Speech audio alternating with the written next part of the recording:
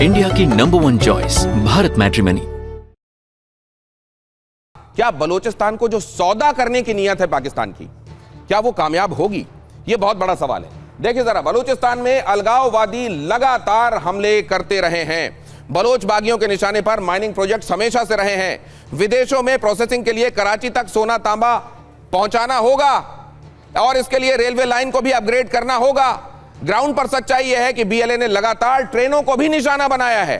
और जैसा मैंने बताया, यहां की माइंस, खासतौर से रेकोदिक चगाई प्रांत में ये जो माइन है, मैं तो आपको बता ही रहा हूं कि ये यहां पर अभी ओर्स के तौर पर यहां मिनरल बिखरे हुए हैं, लेकिन उनको निकालना बड़े अविकसित फॉर्म में है। वो इसके लिए बड़ी प्रोसेसिंग की जरूरत होगी। प्रोसेसिंग के लिए दूसरी जगहों पर ले जाना होगा और इसको ले जाने के लिए ट्रांसपोर्टेशन की जरूरत होगी। क्या यहां पर अलगाववादी और ये बलोच लड़ाके जो हैं इसको मुमकिन होने देंगे? क्या पिछले 2 साल में बीएलए ने 12 बार रेलवे ट्रैक पर और ट्रेनों पर हमले किए हैं? ऐसे में चाहे वो चाइना हो, उसको सीपेक का सपना दिखाया जाए, या फिर अमेरिका हो, उससे कहा जाए कि आप यहाँ के मैटर्स ले लीजिए। ये देखिए एक सेकंड, मैं आगे बढ़ने से पहले जरा कुछ दिखा देना चाहता हूं। इसको प्ले करना बहुत जरूरी है। देखिए वहां के लोग क्या किस तरीके की भावनाएं रखते हैं। बलूचिस्तान के नेचुरल रिसोर्सेस को अमेरिका के साथ सौदा किए जाने को लेकर उनका क्या कहना है, देखिए। अजीम भट्ट, आप ये रिएक्शन सुन रहे होंगे। देखिए, बात ये है कि आपने जिन लोगों की ये क्लिप्स चलाई हैं या जिन लोगों की ये बातें चलाई हैं, इनके अंदर से ज़रा ये देख लीजिए कि मौजूदा टाइम के अंदर कौन कहाँ पर मौजूद है। आधे से ज़्यादा जो है, जो इस तरह की तहरीकें चला रहे हैं, वो या तो टोरंटो में बैठे हुए हैं या कनाडा में बैठे हुए हैं।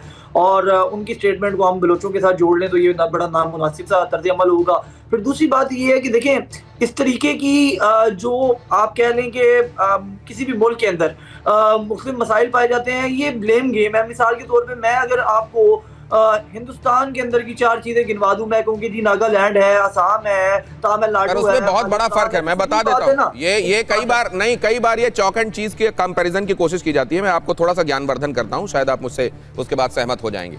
यहां पर ये जो अलगाववादी आंदोलन है ना सर, ये अपने मुल्क को वापस चाहता है। वहां के लोग, जैसे कई बार आप लोग नक्सलियों का भी नाम ले लेते हैं, ये असल में एक जगह पर, एक क्षेत्र में, क्षेत्र विशेष के लिए वहां के लोगों की बातें हैं। अलग देश लेकर वो कहीं नहीं जाना चाहते हैं। यहां पर जो आप देख रहे हैं, और हर एक बात, वहां जो बलोच रह रहे हैं वो आपकी निगाहों में वो लोग हैं जो असल में वहां के छोटे छोटे ट्राइब्स हैं, उनके सरदार हैं, वहां के लोगों के साथ जायज नहीं होने दे रहे हैं। ये लोग जो बेचारे वहां से भगा दिए गए, बाहर जाकर भी अपनी बलूचिस्तान की लड़ाई लड़ रहे हैं, आपके हिसाब से वो वहां बैठे हुए नहीं, इसलिए इनका क्या स्टेक है इसमें? तो ये तो नाजायज है ना। यही तो उनको महसूस कराता है कि हम 2 दर्जे के बना दिए गए।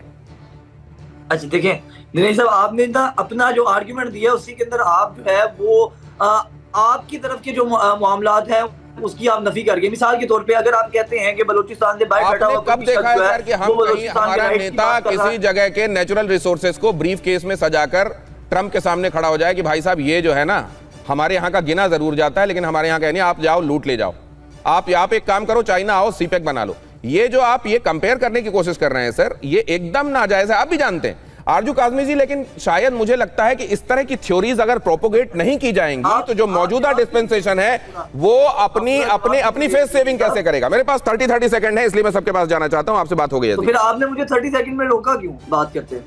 मैंने आपसे पूछ लिया, आपने बता दिया कि हमारे यहाँ भी वही है, आपने जनरलाइज कर दिया, मैं समझ गया। ठीक है आरजू काज़मी जी। देखिए, यहाँ पर इस वक्त जो कुछ चल रहा है, तो मेरे ख्याल है आपने जो शुरू में बात की थी ना घोंसला का, तो ये बिल्कुल वही चल रहा है कि हम बलूचिस्तान को अमेरिका को भी दिखा रहे हैं और चाइना को भी दिखा रहे हैं, और उसके बाद क्या होगा, दोनों में से किसको मिलेगा, ये तो खैर आने वाला वक्त ही बताएगा। लेकिन यहाँ पर ये ज़रूर मैं कहूँगी कि ख्वाजा आसिफ साहब ने इस बार यकीनन बिल्कुल ठीक बात की है कि हमारे पास ऐसी कोई रिसोर्सेज या सामान या चीज़ें नहीं हैं जो कि इस वक्त बीएलए या टीटीपी के पास है। और शायद यही वजह है कि हमारी जो इंटेलिजेंस सर्विस है उनमें भी इनको चाहिए कि ये बीएलए से कुछ लोगों को हायर कर ले, क्योंकि यहाँ पे आप देख रहे हैं ट्रेन हाईजैक हो जाती है, इनको पता नहीं लगता। 11 साल उसामा बिन लादेन बैठा रहता है, इनको खबर नहीं होती। यहाँ पर स्कूल पे अटैक हो जाता है, आर्मी पब्लिक पे, इनको कुछ पता नहीं लगता। और इसी तरीके मैं यही तो जानना चाह रहा हूँ आरजू काज़मी जी कि कहीं ऐसा तो नहीं है कि केवल चाइना और अमेरिका की आर्मी यहाँ आ जाए जो हमारी लड़ाई लड़ ले, बलोचों से हमको बचा ले, ये कहीं ये नियत तो नहीं है? अमिताभ जी बहुत जल्दी से 15 सेकंड। नहीं, ये नियत नहीं है, लेकिन इस समय जो अमेरिका इन्वेस्ट कर रहा है उसका सिंपल कारण है कि चाइना ने बहुत ज्यादा इन्वेस्टमेंट कर लिया है और दूसरे ईरान के बॉर्डर पर कर रहा है, तो ईरान को पर भी एक बात और मैं जानना चाहता हूं अशविंदर बहल साहब, कभी भी कोई भी इतना बड़ा जोखिम तब तक नहीं लेगा जब तक उसको सामने कुछ दिखाई ना दे रहा हो। बलोच अगर इस समय इतना बड़ा ऑपरेशन कर रहे हैं, उसके पीछे वजह क्या हो सकती? उसके पीछे सिर्फ आजादी है, क्योंकि वो चाहते हैं कि जो पूरा का पूरा नेचुरल रिसोर्सेज जो बलूचिस्तान के अंदर आते हैं और जिस तरीके से डेवलपमेंट बलूचिस्तान में होनी चाहिए थी वो नहीं हुई है, तो वो चाहते हैं अपनी आजादी। वो चाहते हैं कि अपने देश को, बलूचिस्तान को अपने आप अपनी मर्जी से उसको रूल कर सके। वो चाहते हैं कि उनके देश के लोग जो है आजादी से जी सके। वो चाहते हैं उनकी महिलाओं को उठाया ना जाए। वो चाहते हैं उनके बच्चे भी स्कूलों में पढ़े, लेकिन बच्चों को ऐसे उठा के वो लेके ना चले जाएं।